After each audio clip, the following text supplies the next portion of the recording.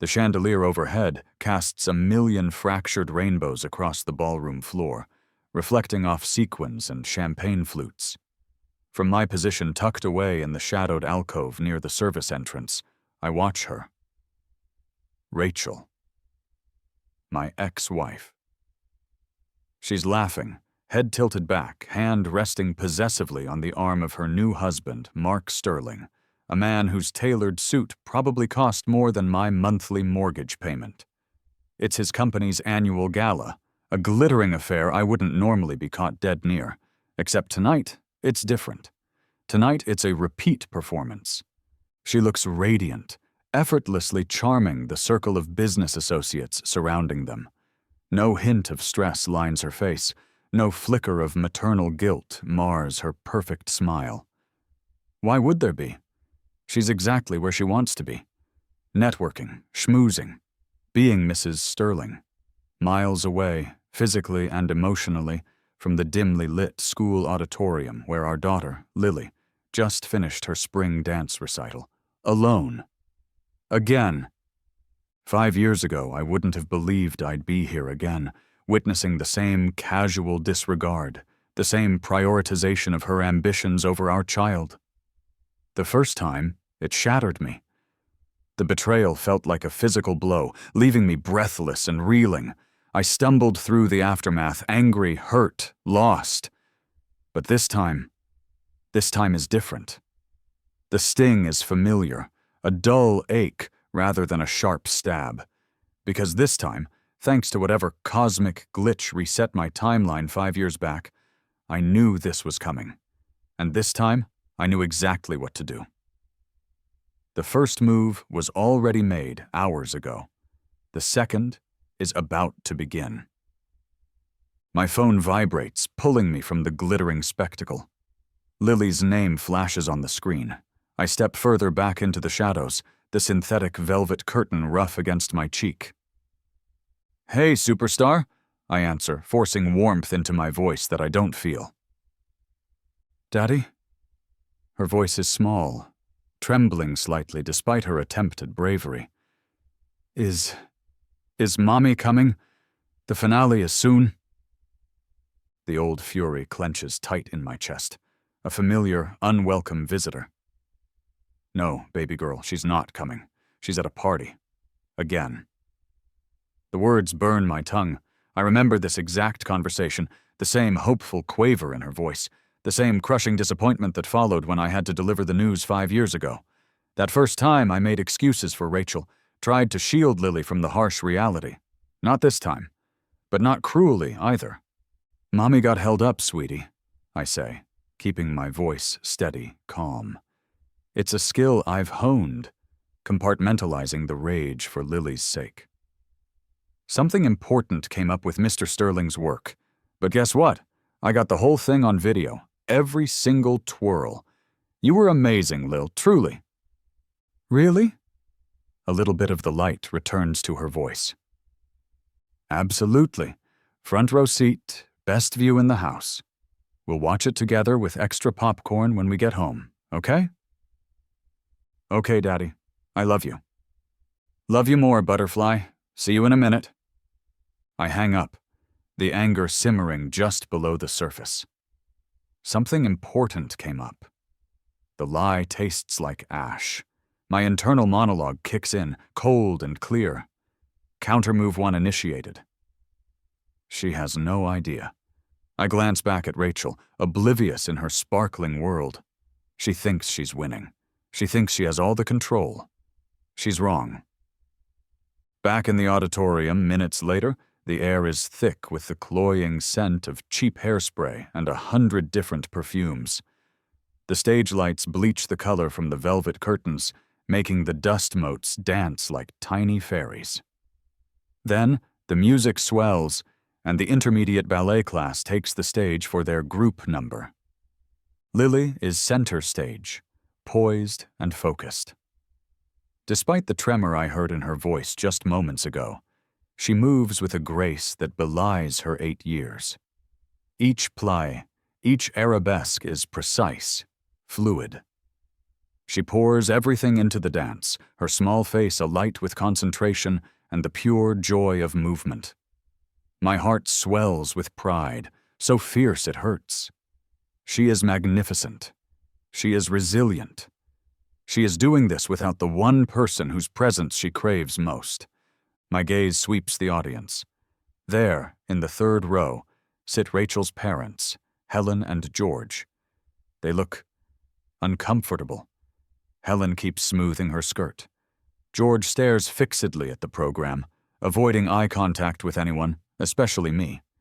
They know Rachel isn't here. They know why she isn't here. Their discomfort is a small, bitter satisfaction. My phone buzzes again.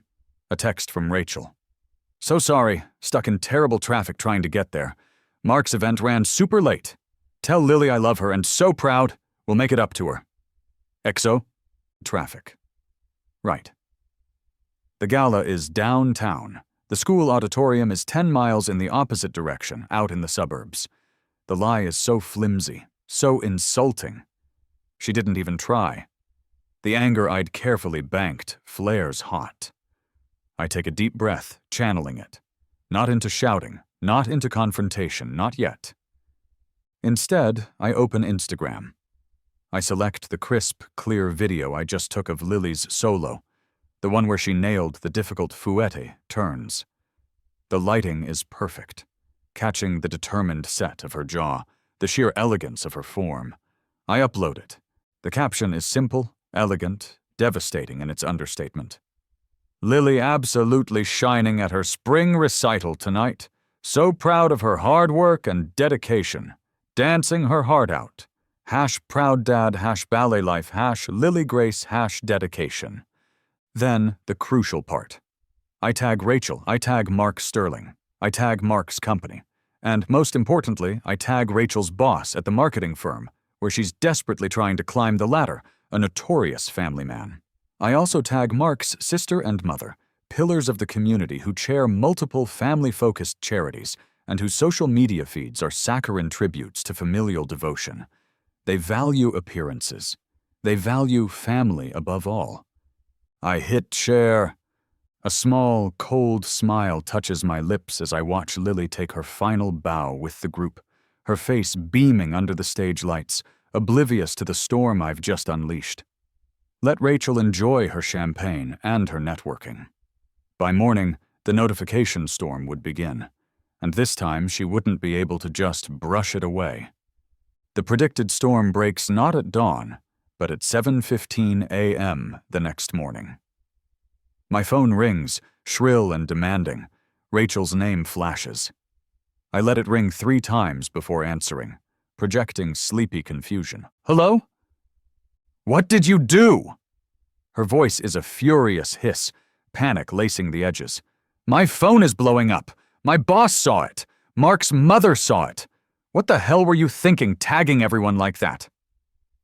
I inject a note of wounded innocence into my tone. Thinking? I was thinking Lily was incredible and I wanted to share it. I thought you'd be pleased. I tagged you so you wouldn't miss it. And I thought your new family would love to see how talented Lily is. Isn't that what families do? Share proud moments? I pause, letting the implication hang. Unless you didn't tell them you were missing her recital for the gala? A choked sound comes from her end. You know damn well I couldn't make it. Mark needed me there. It was important. More important than Lily? The question is soft, reasonable, deadly. Don't you twist this, she snaps. You're trying to make me look bad. This is parental alienation, Mark's lawyer said. Parental alienation? I repeat, keeping my voice level.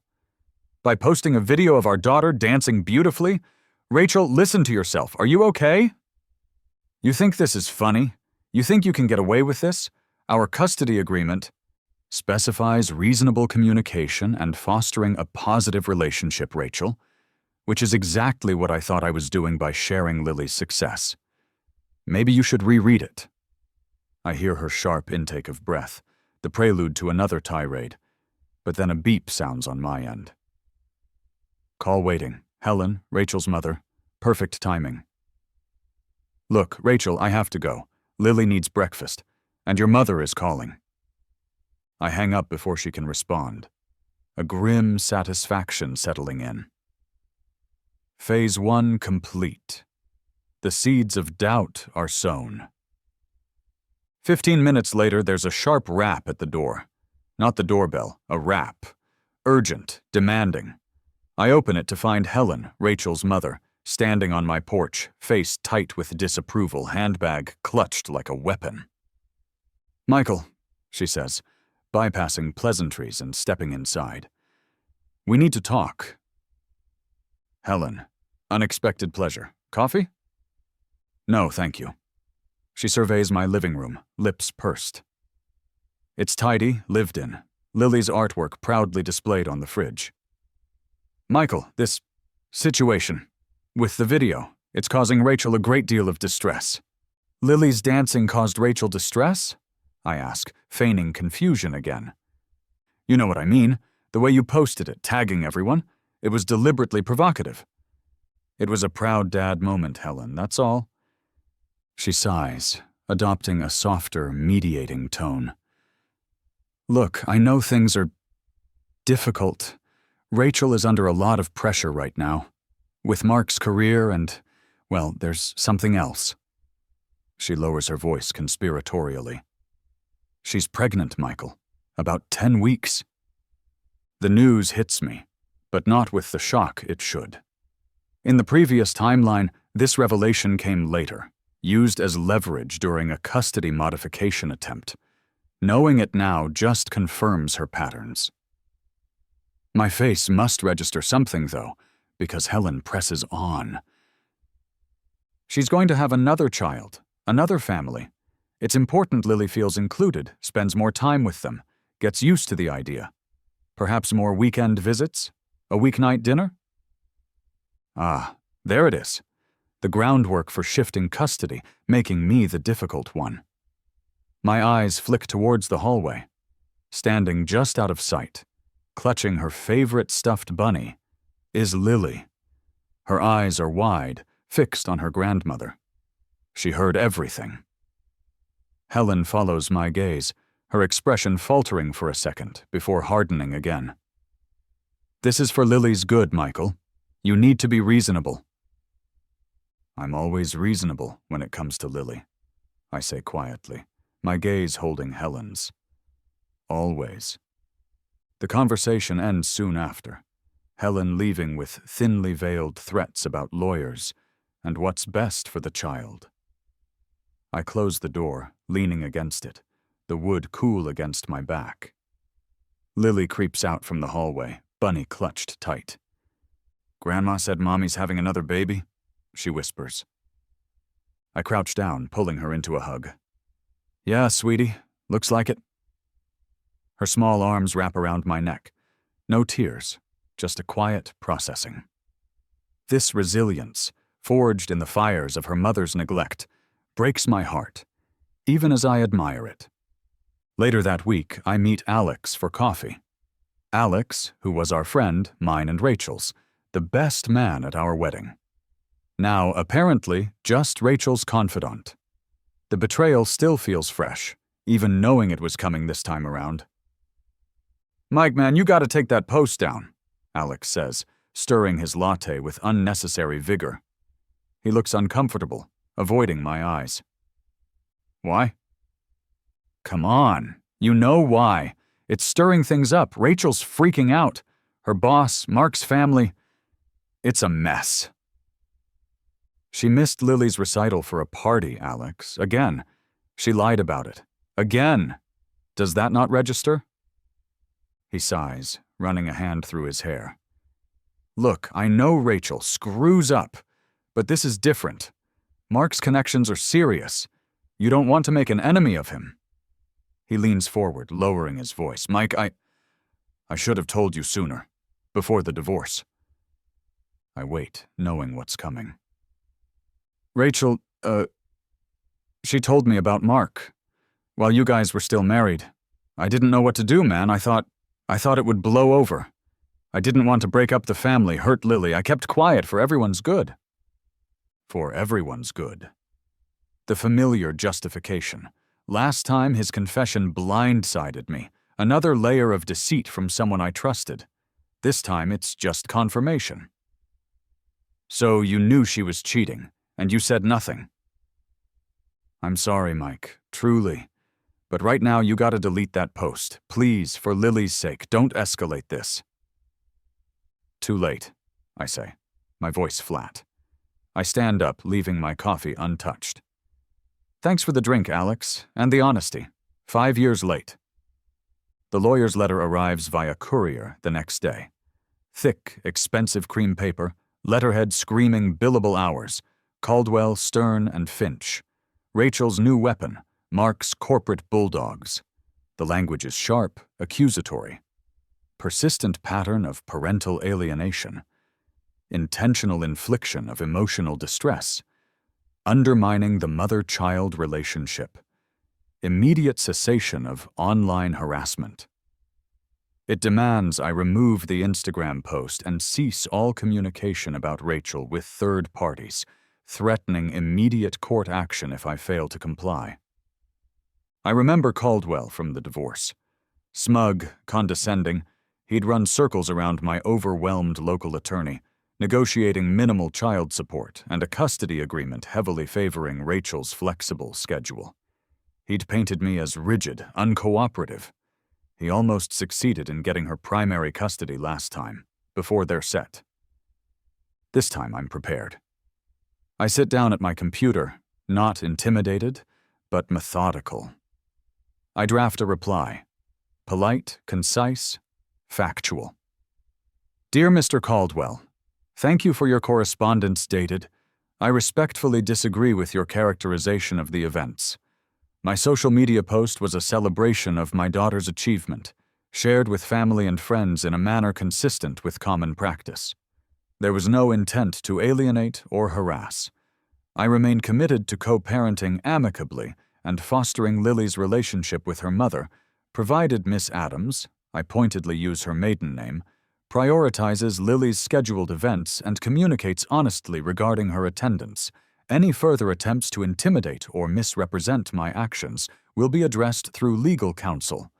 I attach a copy of Rachel's text message lying about the traffic. Simple, clean, undeniable.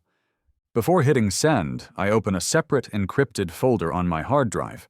It's labeled simply, Insurance Policy. Inside are scanned documents, emails, financial statements, remnants of a life I thought was erased. Evidence meticulously gathered before the divorce 5 years ago. Evidence I never got to use in the original timeline. Bank records showing unusual transfers from our joint account before the separation. Emails confirming clandestine meetings. Things I discovered too late the first time around. This time they're ready. I close the folder, a cold sense of purpose settling over me. Then, I send the email to Mr. Caldwell. Let the games begin. Again, the parent-teacher conference is scheduled for Thursday afternoon. Rachel has missed the last 3, citing last-minute work emergencies. This time, though, after the Instagram incident and the lawyer's letter, she shows up.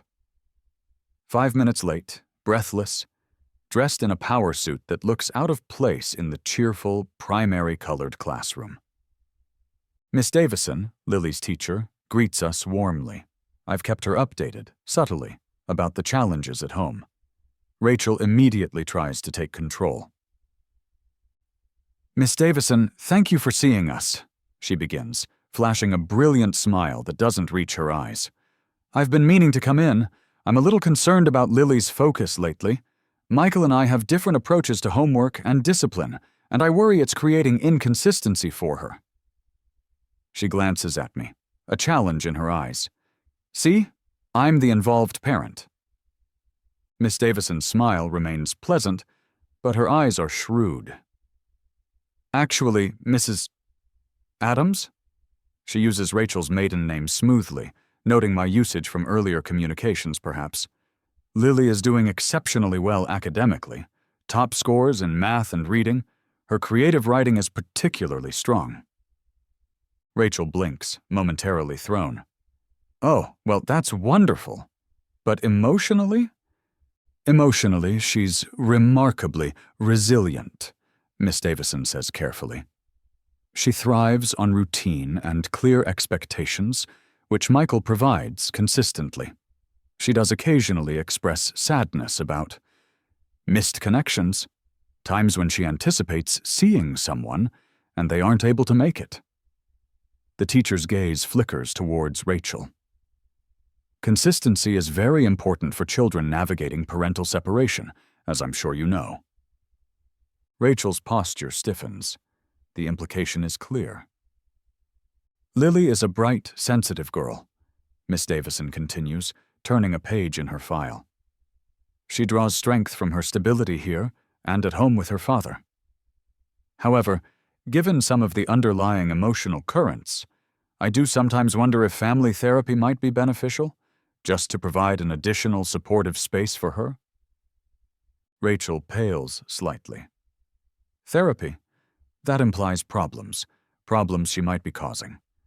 Before she can formulate a response, I speak. That's an interesting suggestion, Miss Davison. Thank you. In fact, I've been documenting some of the inconsistencies Lily has faced recently, just to keep track. I reach into my briefcase, pulling out a small digital audio recorder. Rachel stares at it, bewildered. Documenting? Rachel asks, her voice sharp. Yes, sometimes it's helpful to have a clear record, I say calmly. For example, regarding the recital last week. I press play. The audio is crystal clear. It's from a phone call Rachel made to me 2 days before the recital, a call I knew was coming this time and was ready for. Rachel's voice. Look, Michael, about Thursday. Mark's gala is the same night. It's huge for his career. Partners from the London office are flying in. I absolutely have to be there. My voice. Lily's recital is Thursday, Rachel, her first solo. Rachel's voice. I know, but this is non-negotiable. It's business. Lily will understand. She's 8, she'll get over it. Record it for her. This gala is more important right now. My presence there matters. My voice. More important than your daughter? Rachel's voice, impatiently. Don't be dramatic. In the grand scheme of things, yes. This affects my future, our future potentially, if things go well with Mark long term. A dance recital doesn't. Just handle it. I press stop. The silence in the small classroom is deafening. Rachel's face is utterly drained of color, her mask of composure shattered.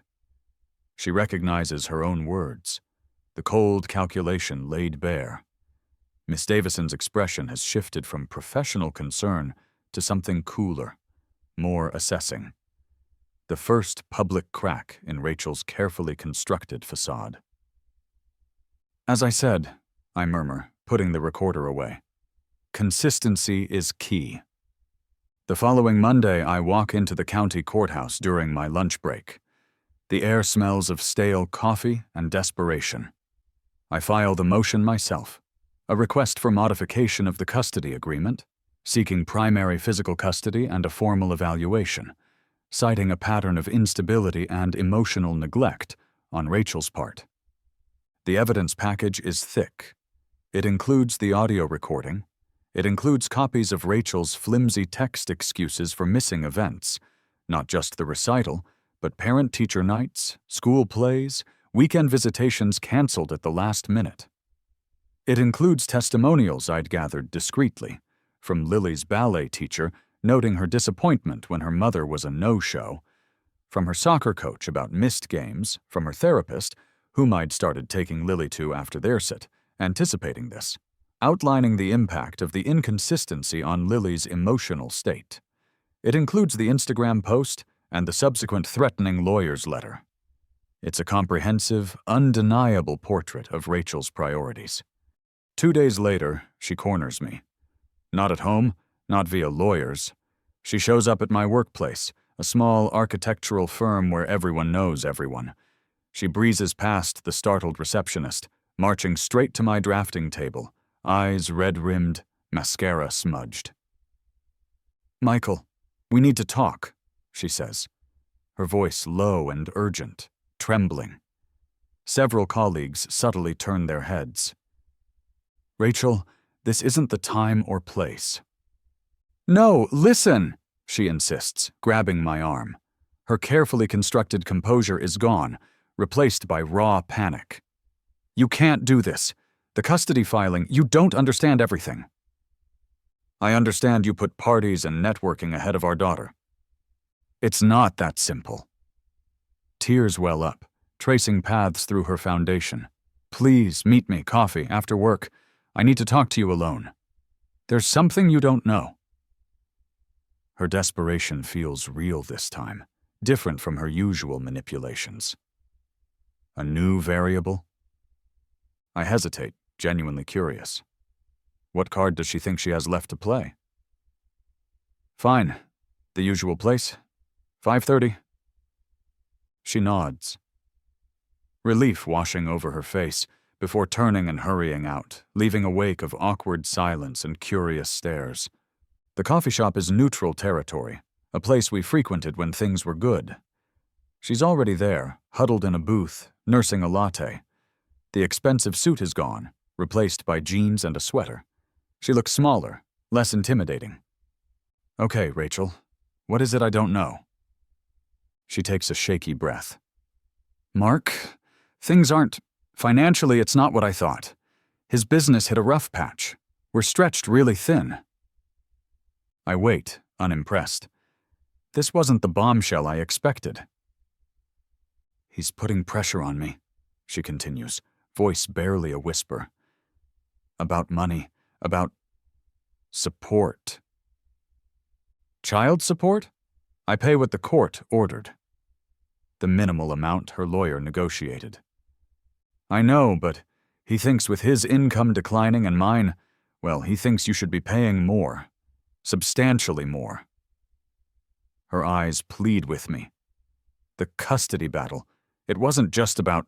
It was partly about leveraging for increased support. If I had primary custody... Ah, there it is. The grubby truth behind the maternal concern. It always comes down to money and appearances with her. "So you'd destabilize Lily's life, paint me as unfit, also your new husband could pressure me for more cash?" The coldness in my voice makes her flinch. "It sounds awful when you put it like that," she cries, tears flowing freely now. "I was desperate. He can be very persuasive, very insistent. Michael, please withdraw the court filing. We can work something out. More time for Lily with me, structured, I promise. We don't need the courts, the lawyers." She reaches across the table, her hand hovering over mine. "Please." I look at her, at the genuine fear in her eyes mixed with the familiar manipulative sheen. I let the silence stretch, making her squirm. I could almost feel sorry for her, caught in the web of her own making. Almost. I appear to consider her plea, tapping my fingers on the table. Withdraw the filing? Compromise? Not a chance. Internally, the wheels are already turning. The second revenge loop, the one designed to expose not just her neglect, but the financial motivations and the cracks in her perfect new marriage, is already clicking into place. "I'll think about it, Rachel," I say finally, my voice non-committal. I watch the flicker of hope in her eyes and feel nothing but ice. I need to think about what's truly best for Lily. Lily's 9th birthday party is a low-key affair at our house. Pizza, a bouncy castle in the backyard, a gaggle of her closest friends. Rachel confirmed she'd be there, albeit arriving an hour late due to a prior commitment. She sweeps in exactly 60 minutes after the start time, bearing an oversized, elaborately wrapped gift, a ridiculously expensive dollhouse Lily never asked for. What I didn't expect is Mark Sterling trailing in her wake.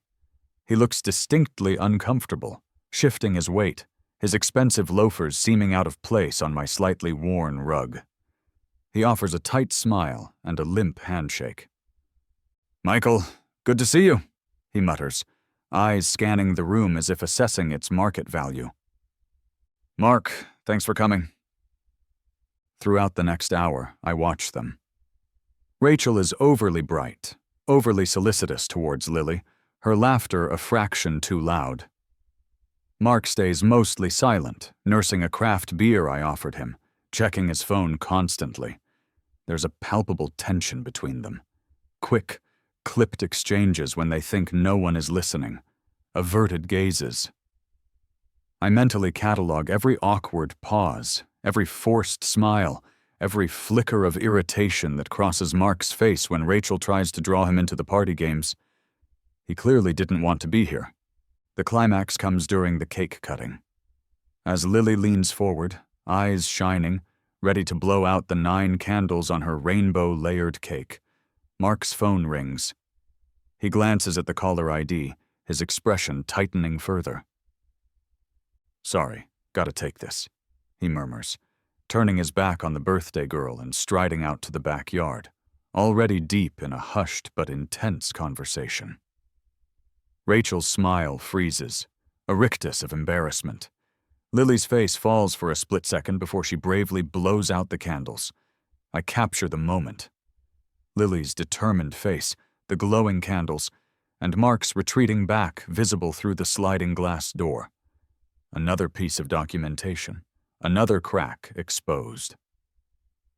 2 months later, Lily lands the lead role in the school play, The Magical Treehouse. She's ecstatic, practicing her lines relentlessly. Rachel, perhaps feeling the heat from the ongoing custody evaluation prompted by my filing, promises fervently she'll be there. Front row, flowers in hand. 30 minutes before curtain up, my phone buzzes. Text from Rachel. "OMG, worst traffic ever on the expressway. Been stuck for 45 mins. Don't think I'll make the start. Tell Lily break a leg. So sorry. XO." The lie is almost reflexive now. Predictable. I feel a flicker of the old anger, but it's quickly replaced by cold calculation. Time for the next phase. I excuse myself from the pre-play buzz in the hallway and dial Rachel's direct line at her office. It rings 4 times, then goes to voicemail. "Hi, you've reached Rachel Adams at Sterling Marketing Solutions. I'm currently away from my desk or on another call." Okay. I dial the main reception number for her firm. "Sterling Marketing Solutions, how may I direct your call?" A cheerful voice answers. "Hi, could I speak to Rachel Adams, please?" "One moment." A pause, clicking keys. "I'm sorry. Rachel left about 15 minutes ago for the day." 15 minutes ago, not 45 minutes ago, stuck in traffic. She just left. Plenty of time to get here if she'd actually planned to. I hang up. Pulling up my messaging app, I text Rachel back. "That's odd. Your office said you just left 15 mins ago. Traffic must be truly magical to trap you for 45 mins when you weren't even in the car yet. Hope you make it eventually. Lily would be disappointed otherwise." I attach a screenshot of the call log showing the time I spoke to reception. I watch the 3 dots appear, disappear, then reappear as she types and deletes her response. Finally. My assistant must be mistaken about when I left. The traffic is horrendous. No apology, no acknowledgement of the caught lie. Just doubling down. Perfect. I put the phone away and go find my seat, ready to watch Lily shine, alone again in her mother's cheering section. The following month, it's Rachel's scheduled visitation weekend. Friday afternoon, she texts. "So sorry, Lil's allergy acting up and Mark planned surprise getaway for us, much needed. Can I take her next weekend instead? Tell her mommy loves her. Lily doesn't have allergies acting up, and the surprise getaway is news to me. Standard procedure requires more notice for cancellations, but enforcing it just makes me look inflexible to the custody evaluator. Mommy has to cancel this weekend, sweetie, I tell Lily gently. Disappointment flickers across her face, but she rallies quickly. Can we go to Thrilltopia Amusement Park then? Just us? You read my mind. Saturday is glorious. Sunshine, laughter, stomach-lurching roller coasters, and way too much cotton candy. As Lily is conquering the climbing wall, I run into Sarah, a junior associate from Rachel's firm I vaguely know from old company picnics. "Michael, hi, what are you doing here?" she asks, juggling popcorn and a giant soda. "Lily's weekend plans got canceled last minute, so we improvised. You?" "My sister's kids are visiting, trying to wear them out." She laughs. "Crazy you're here. I just saw Rachel's spa weekend pics on Insta. Looks amazing. That place, Serenity Springs? So jealous." My smile doesn't waver. "Oh, really? Spa weekend? I thought she and Mark had a surprise getaway." Sarah looks confused. No, definitely a spa retreat. She posted pics with her friend Chloe from yoga this morning. Said Mark was golfing nearby." She shrugs. "Maybe the getaway is after the spa? Anyway, gotta run before the kids escape." I thank her, my mind racing. Not a surprise getaway with Mark, but a spa retreat without him, while claiming allergies and canceled plans, and lying about it. I pull out my phone, quickly screenshotting Rachel's Instagram story tagged at Serenity Springs, clinking mimosa glasses with her friend Chloe. Timestamped, geotagged. More evidence for the file. I maintain a cheerful demeanor for Lily, pushing down the disgust. Document everything. Stay calm. Let her weave her own tangled web. The custody hearing arrives on a gray Tuesday morning. Rachel's lawyer, Caldwell, is in fine form, pontificating about the sanctity of the mother-child bond, Rachel's flexible work schedule being ideal for primary care, and my attempts to poison Lily against her loving mother. He dismisses the missed events as unfortunate necessities of a demanding career blended with a new marriage, things any modern woman juggles. He paints Rachel as the victim of my vindictive campaign. When it's my turn, I don't have a lawyer yet, part of my strategy. I represent myself, calm and factual. I don't argue or sling mud. I simply present the evidence, piece by systematic piece. Your Honor, Exhibit A, Miss Adams' text messages regarding the dance recital, contrasted with the time-stamped gala invitation and photos. Exhibit B, audio recording of Miss Adams explicitly stating the gala was more important than the recital. Exhibit C, Miss Davison's testimony regarding Lily's emotional state and the importance of consistency. Exhibit D, documentation of 3 missed parent-teacher conferences prior to the recorded one. Exhibit E, text message regarding traffic before the school play, contrasted with phone records confirming Miss Adams was still at her office. Exhibit F, documentation of 6 canceled visitation weekends in the past year with less than 24 hours' notice, including the most recent cancellation for a fictitious surprise getaway. Exhibit G, time-stamped social media evidence confirming Miss Adams was at a spa retreat during the aforementioned canceled weekend. Exhibit H, financial disclosures showing minimal voluntary contribution to Lily's expenses beyond court-ordered support, despite significant household income with Mr. Sterling prior to his recent alleged downturn. I present it all quietly, methodically. No raised voice, no accusations beyond what the evidence shows. Just the relentless, documented pattern of prioritization, neglect, and deceit. The judge, a stern-faced woman who has clearly seen it all, reads through the documents, her expression unreadable but attentive. Caldwell shifts uncomfortably. Rachel stares straight ahead, biting her lip. Then, I notice him. Mark Sterling. Sitting alone in the back row of the courtroom, ostensibly there for support. But he's not watching the proceedings. He's staring intently at his phone, thumbs flying across the screen, texting furiously. Who is he texting? His lawyer? Rachel? Someone else entirely? Whatever it is, he looks furious. The cracks aren't just showing anymore. They're starting to splinter. A week after the hearing, while the judge's decision is still pending, an official-looking envelope arrives. Not from a lawyer, but from a trust company I've never heard of.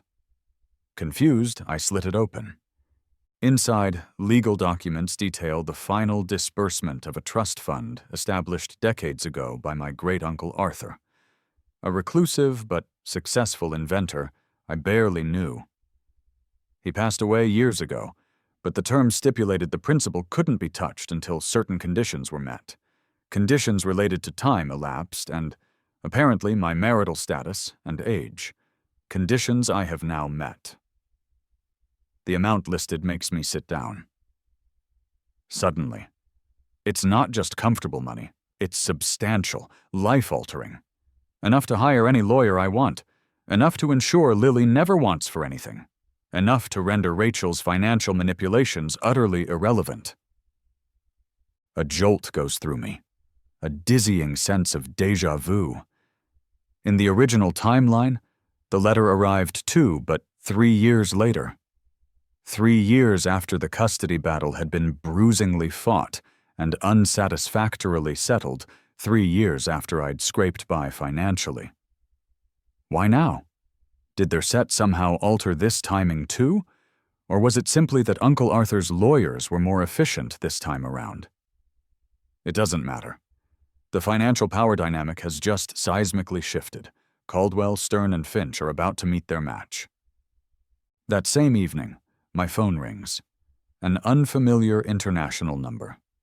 It's David Chen, my old college roommate, the brilliant, unassuming guy who disappeared into the opaque world of international diplomacy after graduation. "Mike? Mate, it's David. Are you sitting down?" His voice crackles with energy. "Just landed back stateside for a long stint. Heard you're going through some rough stuff with the ex. Listen, I owe you one from that disaster in Prague, remember?" I vaguely recall helping him navigate a complicated situation involving a lost passport and an angry bouncer. "Anyway, I heard who Rachel married. Mark Sterling." "Yeah, you know him?" "Know of him," David corrects, his voice dropping slightly.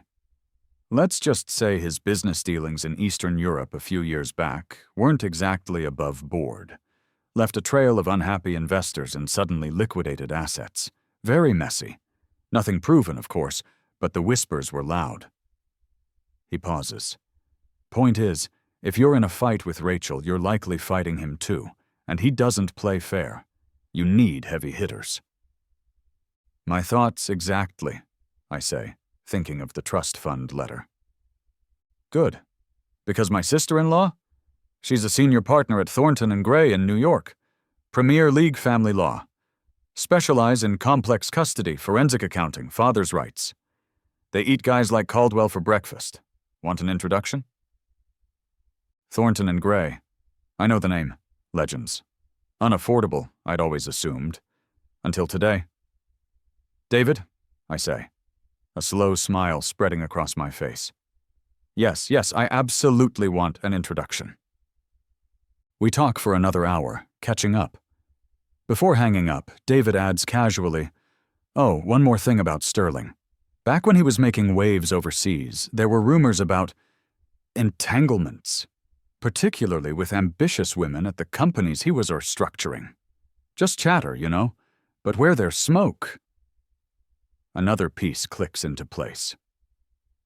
The next day, armed with newfound resources and connections, I retrieve the insurance policy folder. It's time to escalate the second silent revenge loop beyond just custody. It's time to detonate the past. Inside are the files I gathered 5 years ago, just before the divorce, when my suspicions about Rachel were solidifying, but before their set wiped the immediate slate clean.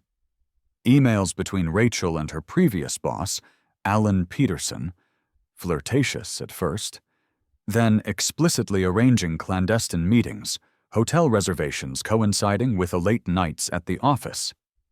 Financial statements showing significant cash withdrawals and unexplained credit card charges from our joint accounts in the months leading up to our separation. A draft separation agreement Rachel had prematurely drawn up with her first lawyer, before Caldwell, outlining demands that seemed wildly disproportionate at the time, hinting she expected a larger settlement based on what? Assets I didn't know we had? or assets she planned to acquire. And then the kicker. Records of transfers from a joint investment account I barely monitored, small amounts siphoned off regularly over a year, totaling nearly $50,000. Transferred not to her personal account, but to a holding company I didn't recognize. Embezzlement? Covering affair expenses? Building a secret escape fund?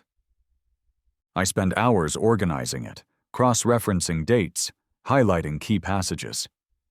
Then I compose an anonymous email from a secure, untraceable Proton mail account. The recipient, Mark Sterling, via his private work email address, gleaned from David's contacts. The subject line, "Something your wife didn't tell you." The body is brief. Before me, there was Alan Peterson, while still married to her first husband. Ask her about the Fairmont Hotel, May 2019. Ask her about the Sterling marketing account pitch, the one that got her the promotion. Then ask yourself where $50K from her previous joint investment account disappeared to in the year before her divorce. Just a concerned observer. I attach only 2 documents. A single, heavily redacted email clearly showing Rachel arranging a hotel meeting with Peterson, and 1 bank statement showing a significant, unexplained transfer to the holding company. Just enough bait to make him question everything. Just enough to make him dig. I hit send. The fuse is lit. It takes less than 24 hours. My doorbell rings at 8 p.m. on Thursday. Not Helen this time. It's Rachel and Mark. His face is thunderous, a mask of barely controlled fury. Rachel looks terrified, eyes darting nervously between Mark and me. "We need to talk," Mark grits out, pushing past me into the living room without waiting for an invitation. Rachel follows meekly, avoiding my gaze. "What is this, Mark?" I ask calmly, closing the door. He whirls on me, ignoring the question. He turns to Rachel. "Tell him. Tell him what you told me." Rachel stares at the floor, twisting her hands. "Michael, I haven't been entirely honest. About things?" "Understatement of the century," Mark scoffs, pacing the room like a caged tiger. He looks at me, his eyes narrowed. "The affair with Peterson, while you were married, the money you took. You think I don't see the pattern now? Missing events, lying, prioritizing yourself. It wasn't just about me or my career, was it? It's who you are." Rachel flinches as if struck. She looks utterly broken. The confident, manipulative woman I knew seems to have vanished, replaced by someone fragile and cornered. She finally looks at me, tears streaming down her face. "He's right," she whispers, her voice thick with despair. "I messed up. So badly. I prioritized my career, my ambition, feeling desired, over everything. Over Lily. Over you back then. Over honesty." She takes a ragged breath. I know I don't deserve another chance, Michael. Not from you. Maybe not from anyone. But I need to tell you what really happened 5 years ago, during the divorce. The real reason I fought so hard for custody then?" Her eyes lock onto mine, filled with a desperate, raw confession. It wasn't just about control or appearances, it was worse. The air in my living room crackles with tension. Mark stands rigid by the fireplace, radiating contempt. Rachel stands in the middle of the room, shoulders slumped, tears tracing paths down her cheeks onto the polished hardwood floor. The expensive, signature perfume she always wore suddenly seems cloying, artificial in the face of this raw ugliness. "What was worse, Rachel?" I ask quietly, my voice devoid of emotion.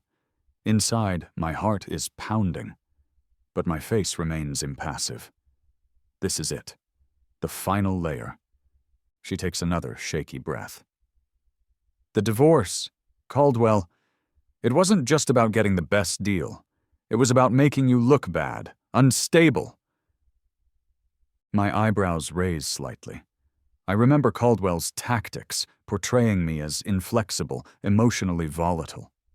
Difficult. I deliberately scheduled things to conflict, she confesses, the words tumbling out in a rush. Those last-minute work emergencies that made you scramble for childcare? The communications about pickup times that left you waiting, furious? Some of those were planned. Caldwell advised me to create situations where you'd likely react emotionally, angrily, to document your frustration. He said if we could paint you as unstable, prone to anger, less cooperative, the judge would favor me for primary custody, especially with me being the mother. The calculated cruelty of it steals my breath for a moment. Using Lily's schedule, weaponizing my predictable frustration, all to manufacture evidence against me. It was colder, more manipulative than I had even imagined. Why? I ask, the single word cutting through her choked sobs.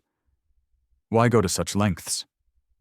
Because, she falters, glancing nervously at Mark, who offers no support, only disgust. Because I knew about the Peterson affair evidence you might have found, the money. I thought if I could secure full custody quickly, paint you as unfit, you'd have less leverage. You'd be less likely to dig deeper, less likely to fight back on the finances or reveal things that could ruin my new start with Mark. She gestures helplessly between us. It was fear, panic. I wanted control. I wanted to bury the past and ensure my future. The confession hangs in the air, ugly and absolute. Mark lets out a harsh laugh.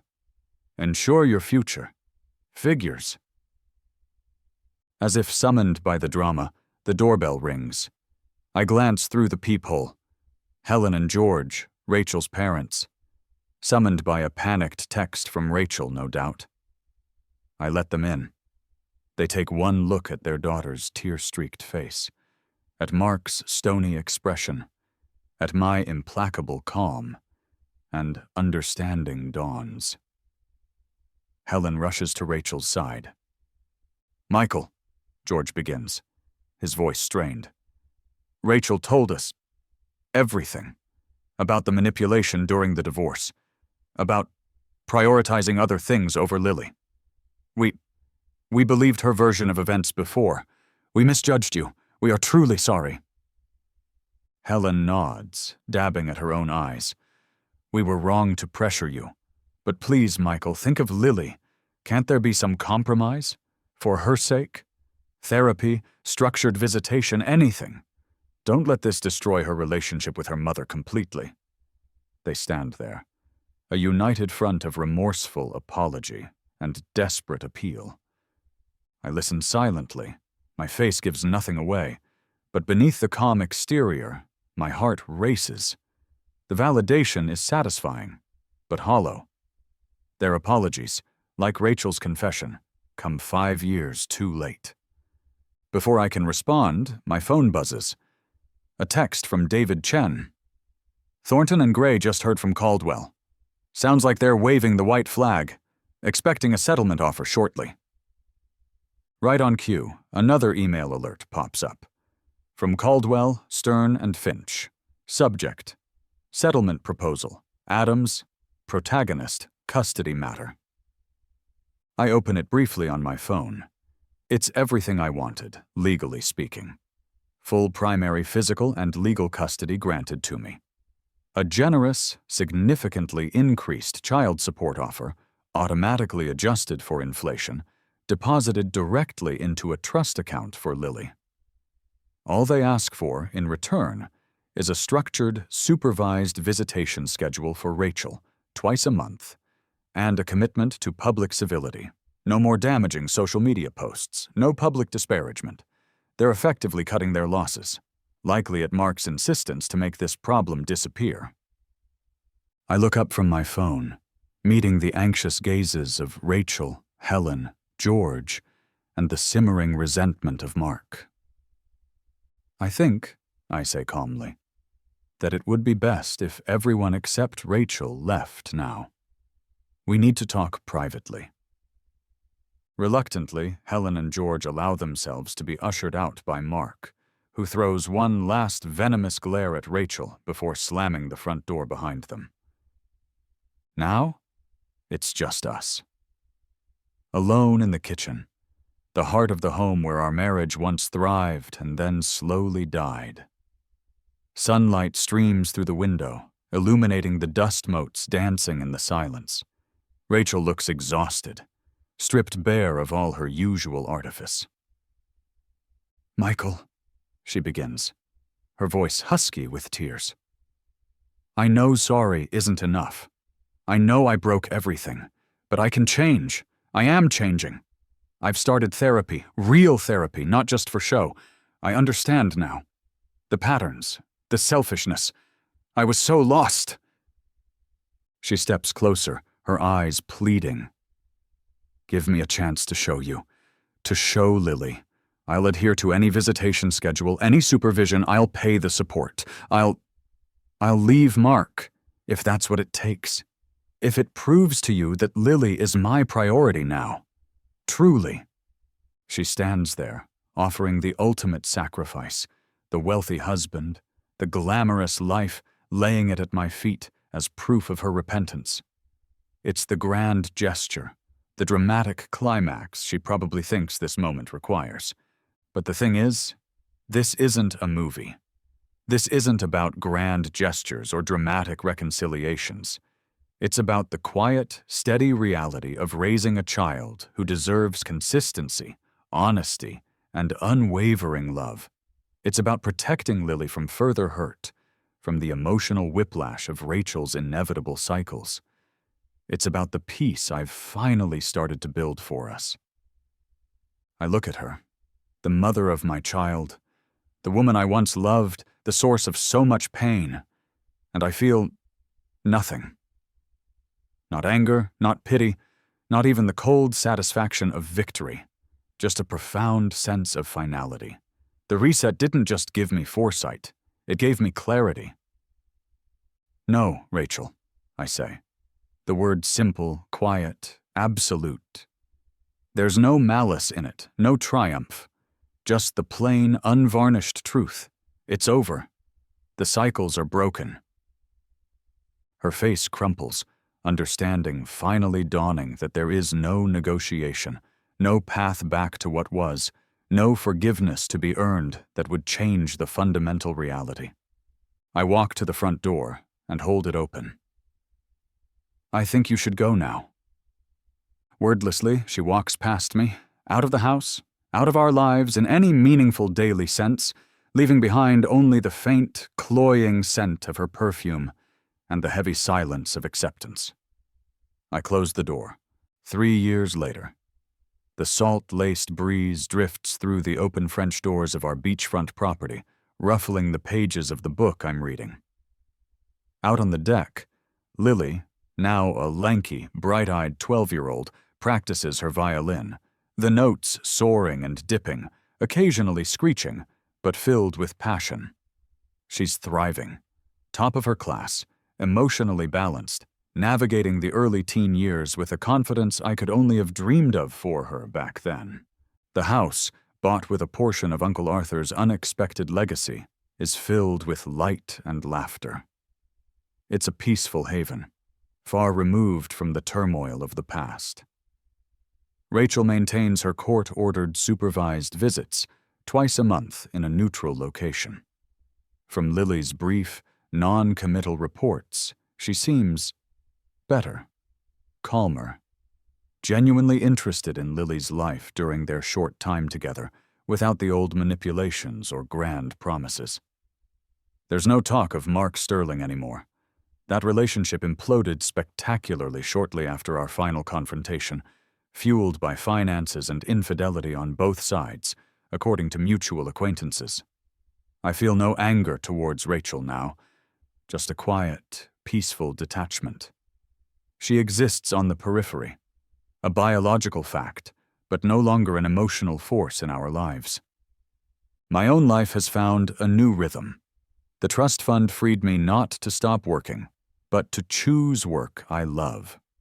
I left the architectural firm and now consult part-time on sustainable design projects, leaving plenty of time for Lily. And there's Sarah. Not the Sarah from Rachel's office, but Sarah Miller, a warm-hearted pediatric nurse I met volunteering at the Children's Hospital. She adores Lily, respects our history without judgment, and brings an easy, uncomplicated joy into our home.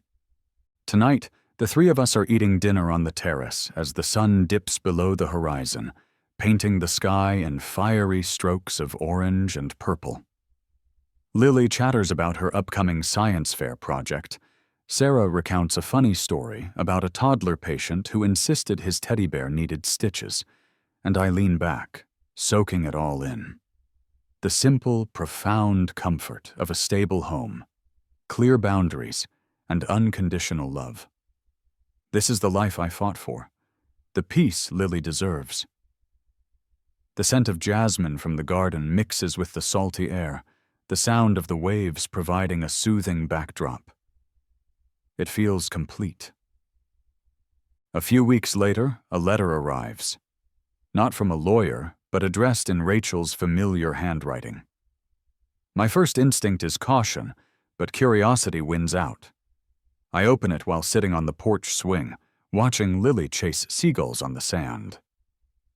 Michael, I know you don't expect or want to hear from me beyond scheduling Lily's visits, but I felt compelled to write this. My therapist encouraged it, actually. Not as an excuse, but as an acknowledgement. Thank you. Thank you for the firm boundaries. Thank you for not letting me manipulate my way back in, when I tried. Thank you for making Lily's well-being the absolute, non-negotiable priority, even when it meant shutting me out. Therapy has been hard, but it's helped me finally understand my destructive patterns, the insecurity and fear that drove me for so long. I see the damage I caused, to you, and most importantly, to Lily. There's no fixing the past, I know that, but I am genuinely working on being a healthier person for myself, and maybe someday a more consistent, less damaging presence on the fringes of Lily's life, within the boundaries you set. This isn't a request for anything, no changes, no second chances, just an acknowledgement. I hope you and Lily are happy. She deserves all the happiness in the world. Rachel. I fold the letter slowly. No requests, no manipulations, just words on paper. I watch Lily, her face alight with laughter as a wave chases her up the beach, and feel a final, quiet sense of closure. The anger is long gone. The hurt has faded. The ghosts of the past are finally laid to rest. The years continue to spool out, marked by milestones rather than drama. We visit college campuses, Lily torn between marine biology and literature. She's grown into a compassionate, resilient, strong young woman, not despite the challenges of her early years, but perhaps in some ways strengthened by navigating them with support and stability. She carries an awareness of life's complexities, but holds on to an essential optimism. Sometimes, standing at the ocean's edge near our home, as dawn breaks, the sky turning pearlescent, the waves whispering secrets to the shore, I reflect on the journey. The bitterness of betrayal, the unexpected second chance, the cold calculus of revenge, and the slow, steady climb towards peace. It wasn't about winning against Rachel in the end. It was about building a life where her choices no longer had the power to hurt us. It was about choosing Lily every single day. Watching the sunrise paint the horizon, the vastness of the ocean stretching before me, I feel a sense of quiet completeness. No lingering need for revenge, no craving for external validation. Just peace.